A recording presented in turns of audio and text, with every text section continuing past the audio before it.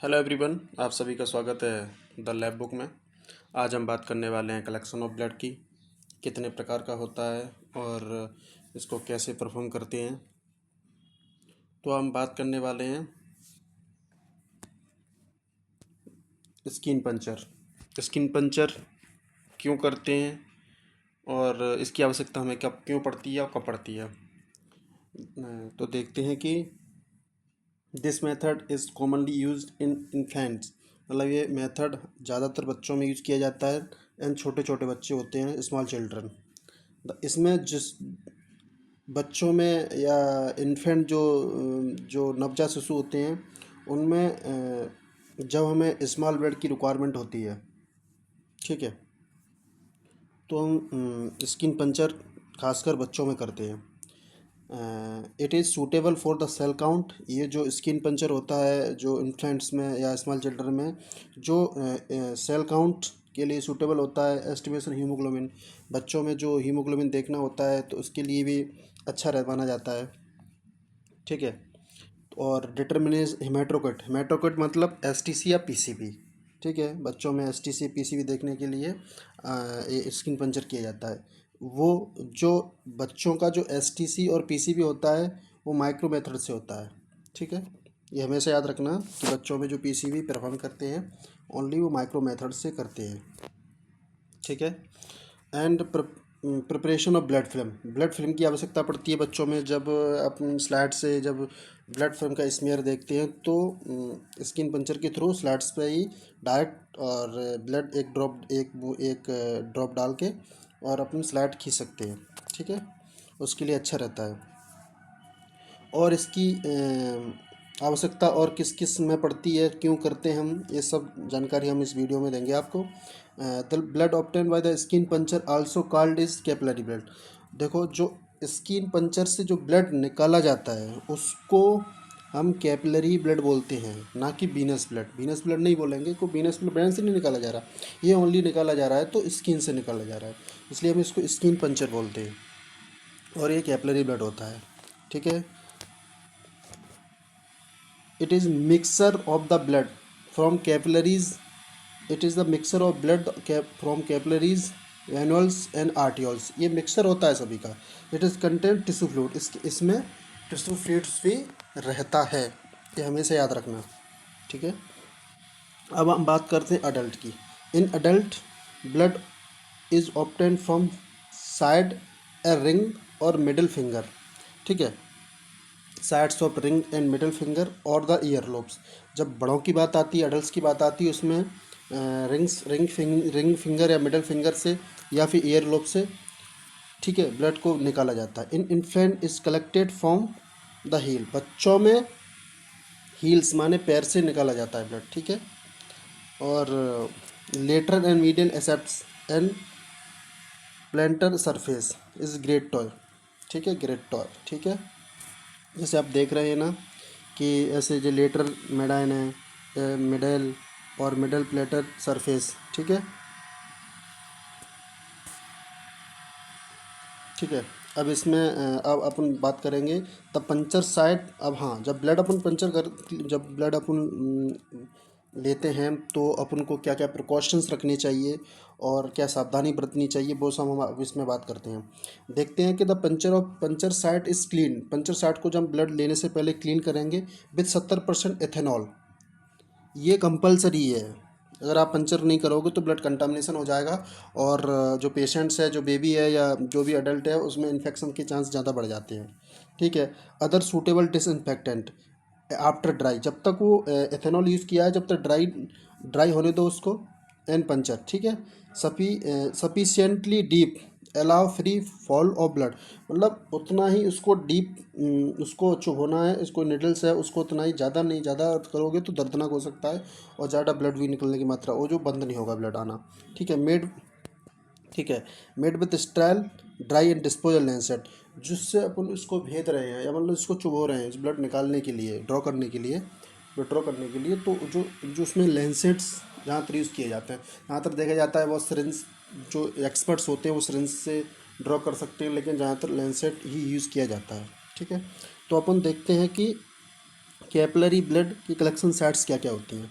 ठीक है, अगर आप बेबी की बात करते हैं तो बेबी पेट्स मतलब जो जो जो पैर का जो धरातल होता है या गेट टॉयस कोयस टॉयस मतलब एडी होती है वहाँ पे, उसको अपन क्लीन करेंगे। Puncture ethanol 70% alcohol. देन जब अडल्ट की बात आती है तो पंचर साट बेंदा स्ट्राल लेंसेट या अपन ईयर्स में करेंगे तो वहाँ आपको 70% एल्कोहल आपको अप्लाई करना ही करना है। उसको जब तक उसको वेपर्स जो एल्कोहल जब तक भाप सब जब वहाँ पर ख़त्म हो जाए उसके बाद ही आप उसको पंचर कर सकते हैं। ठीक है, बाय पबेदा फर्स्ट ड्रॉप, पहली जो फर्स्ट ड्रॉप आती है उसको आपको डिस्कार्ड करना है। And then collect the second drop, next drop होती है उसको ब्लेड डू नॉट एक्सप्रेसली इसकी मतलब उसको दबाना नहीं है। ठीक है, अब आप देखते हैं do not collect blood from cold cyanose cyanosed skin since false evolution और value haemoglobin a red white with cell in obtain. ठीक है,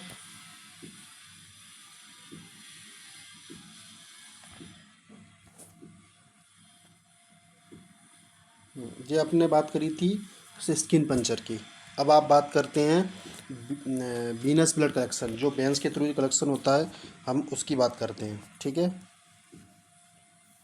venous blood collection when multiple test, जब आप अपन को रिक्वायरमेंट पड़ रही है मतलब एक से ज़्यादा टेस्टों की है, उसमें बायोकेमिस्ट्री भी लगाना है, उसमें हेमेटोलॉजी भी लगाना है, उसमें अपन को कोगुलेशन प्रोफाइल भी लगाना है, उसमें अपने विटामिन्स भी हैं। तो जब इतने सारे टेस्टों की रिक्वायरमेंट होती है या ब्लड कल्चर है तो उसके लिए अपन को वीनस ब्लड की आवश्यकता होती है। तो when multiple test is are to be done and larger quantity of blood needed anticoagulant venous blood should be obtained।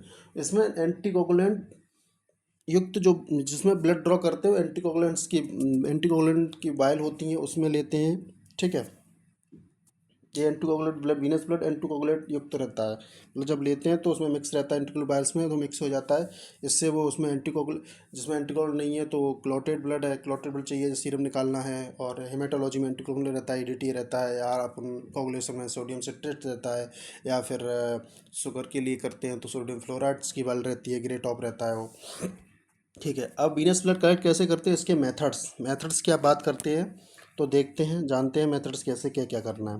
Due to the due to the age of assess the blood best obtain for the venous and anticoagulant fossa, जो venous blood collect करने के लिए जो सबसे महत्वपूर्ण जो ban होती है अपनी आर्स में वो होती है एंटीकोएटल fossa.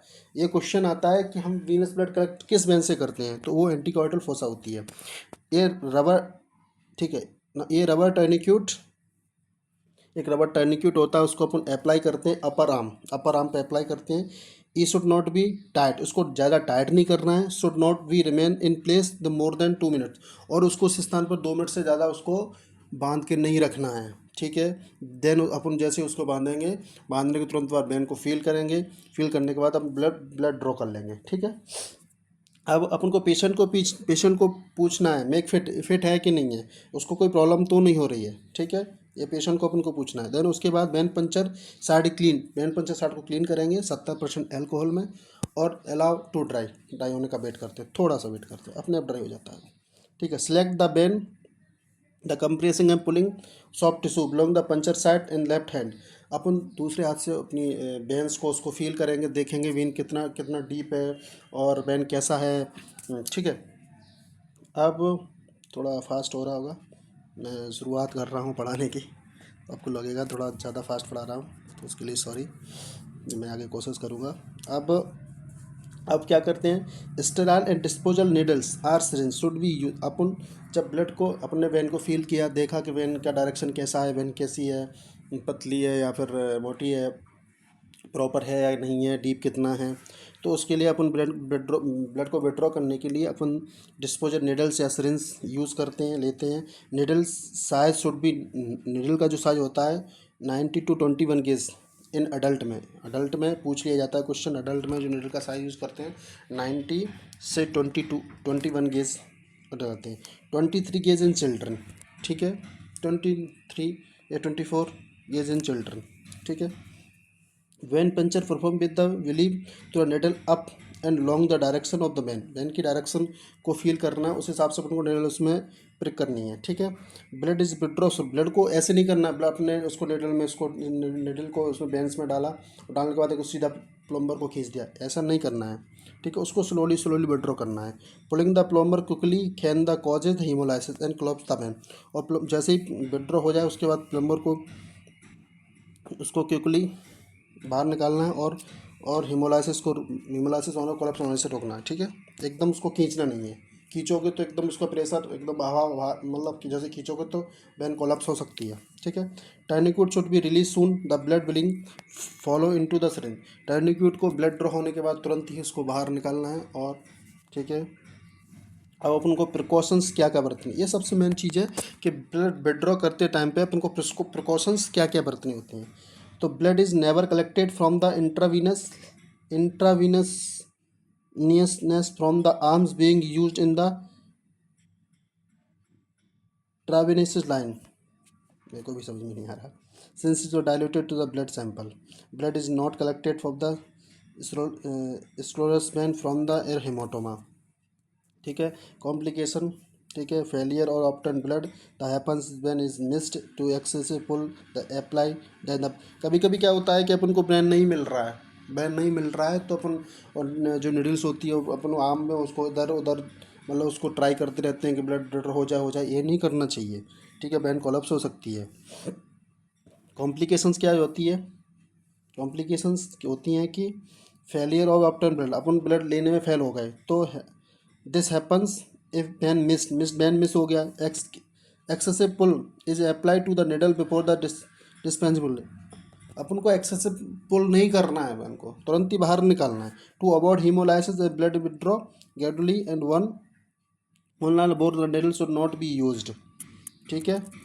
Needle is detached from the syringe before, okay.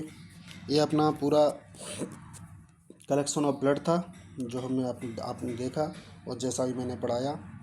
और पहला वीडियो तो शायद मैं थोड़ा मिस्टेक कर रहा हूँ, धीरे धीरे मैं रिदम में आ जाऊँगा। And thank you so much. Video को लाइक करें, शेयर करें, बहुत बहुत धन्यवाद।